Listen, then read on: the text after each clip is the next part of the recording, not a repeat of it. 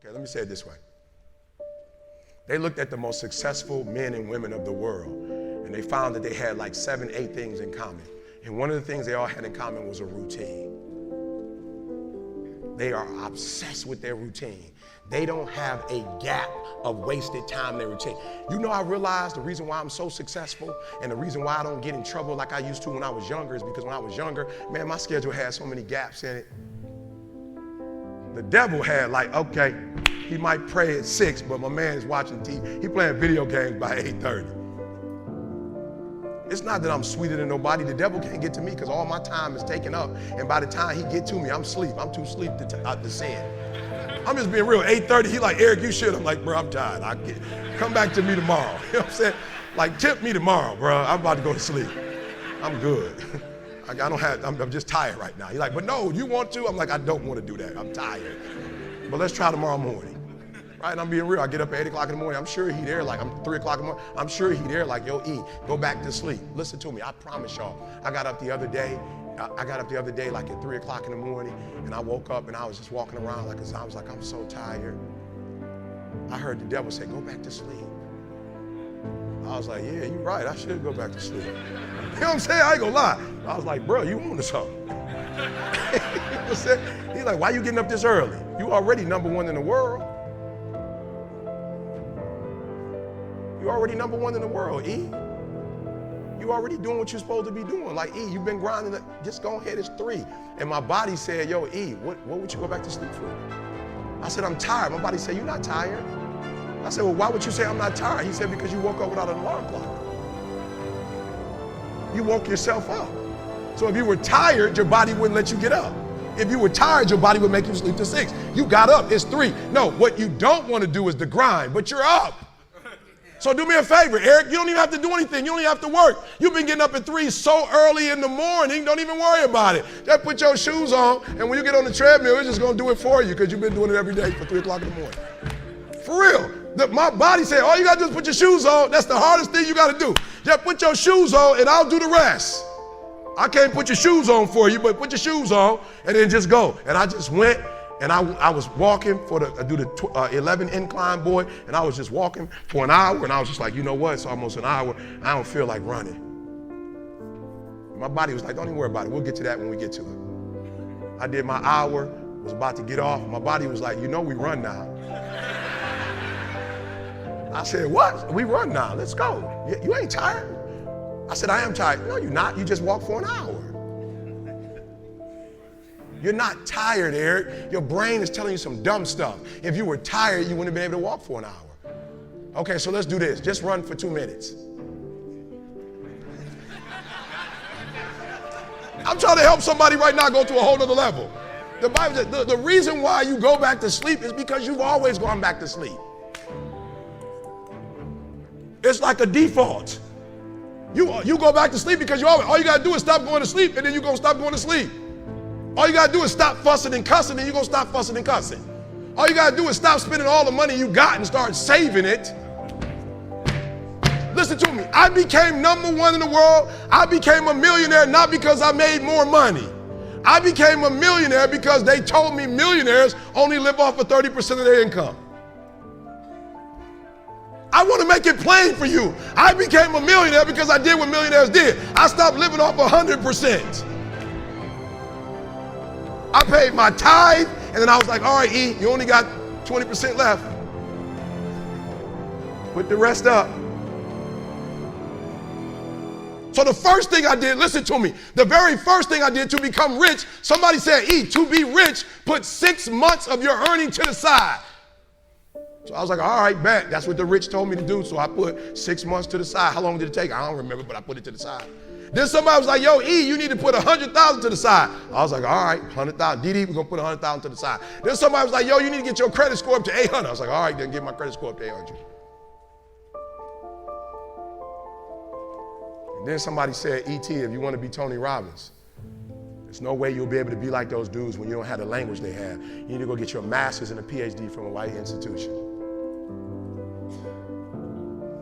I said, what? I went to Oakwood. I went to HBCU. He was like, yeah, but you didn't learn the language of Zig Ziglar at Oakwood. So Oakwood is a phenomenal place. Oh, y'all not hearing what I'm saying. I just said something and you missed it. Now you need to go to Michigan State University. CJ, you see my master's degree anywhere? What about my PhD? Not in the office? Not at church? You didn't see it in my house? I didn't go to Michigan State to get a PhD. I went to Michigan State to learn the majority language. You can't speak in corporate when you're saying emblems. It doesn't make my community inferior, but I can't. So I went to every single class, and when the teachers was talking, they thought I was just doing homework. I wasn't. I was listening to how they conjugate verbs. I was listening to how they tell stories. I was like, ooh. I peeped it out, y'all. They way more linear. You ever been to a black church before? The pastor, he all over the place. My man told 6 stories. He didn't close none of them. My man had told 6 stories. I promise you. I don't know what you know what I'm saying? But in the hood, you just got to, you finish it for him. He was like, this is what he was going to say. But he never said it, though. My man started 6 stories. He ain't finished none story. So I realized when you do corporate, it's A, B, C, D, E, F. It's 1, 2, 3, 4, 5. It's topic, body. It's topic, support, conclusion. I didn't go to school. I'm not no kid. I don't need nobody 4.0. I don't need to be affirmed. I don't need your paper on my wall. I need your language, though, if I'm going to compete. I need your rules if I'm going to compete. I need your codes if I'm going to compete. The problem with most of you is you don't have a 1% language. You got a poverty language. No, I want to help you real quick. You think Warren Buffett reading just to be reading? The majority of you are poor because you read poor stuff. You watch poor stuff. You on Instagram watching fights.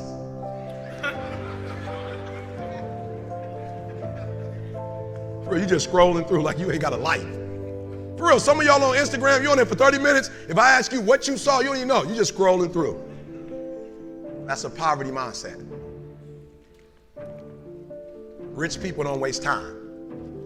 They realize it's their most important commodity. They don't watch a lot of TV. They don't do a lot of entertainment.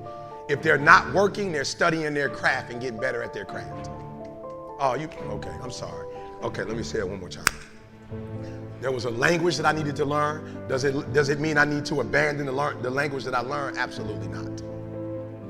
Does it mean I need to put on a shirt and tie? Listen to me. When I do corporate, I promise you, I look like this. I probably don't look this good. Sometimes I got on shorts and a t-shirt. In corporate, why? Because I don't need to necessarily conform. They're not asking me to come to dress up. But I'm so good at what I do, they don't even require a suit. Are you hearing what I'm saying? Some of us don't want to wear a suit, but you're not on that level though. Or you want to wear a suit and act as if your suit is going to compensate for what you are inferior at. Your suit don't make your language sweet. For real, some of you wear suits because you think like you're going to impress somebody with a suit, and you might get in the door, but sooner or later they're going to find out who you are. So I need you to stop having the poverty mindset. So when I quit my job to be an entrepreneur, my mom was like, whoa, what are you doing?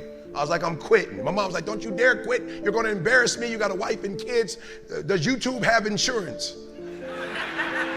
Does YouTube have a 401k? And I was like, yo, mom, I ain't trying to be funny and I ain't trying to be disrespectful. I love you, but you can't teach me how to be a millionaire because you're not one. You come from the working class, and I'm not mad at you, Ma. We wouldn't be where we are without you, but you told me that every generation is supposed to get better. So I'll take your values, but I won't take your work ethic. Because rich people don't work, they think. The working class will never get rich. It wasn't designed. Oh, yeah, okay. Listen to me, this country became a wealthy country because they had employees they didn't have to pay. That's not like a rocket science. So when this country had to start paying people, they want to pay the least. The 3% that run the world, they're not trying. Let me tell you how I know. I'm from Detroit. We just laid off 15,000 workers, and the president of GM, she just got $22 million. We got $22 million to give one person when we laid off 15,000 people, and we took their health care that's already paid for. No disrespect to nobody, and I ain't playing no victim because I'm not a victim. Rich people don't work, they think. Poor people work. Poor people go, clock in, I make this much an hour. Rich people go, I put them to work and I make this much an hour. See, what happens is you're working for you and your family one, they got 40 of you working at one time. So they're giving you 20% and then they keeping the 80% off of 15,000 people. That's enough to have $22 million. So what you have to decide is, are you going to keep being the 99% or are you ready to be a part of the 1%? Because it doesn't make a difference where you come from, high school dropout. It doesn't make a difference where you come from, GED. It doesn't make a difference where you come from, sleeping in abandoned buildings. It doesn't make a difference where you come from, a 17-year-old mom that got pregnant. It doesn't make a difference where you come from, south side of Chicago. It doesn't make a difference where you come from, pretty much raised in Detroit. It doesn't make a difference where you come from, took 12 years to get a 4-year degree. It doesn't make a difference. Well, you know what makes a difference? What makes a difference is when you become a 99% or a 1%. And when I start thinking like, acting like,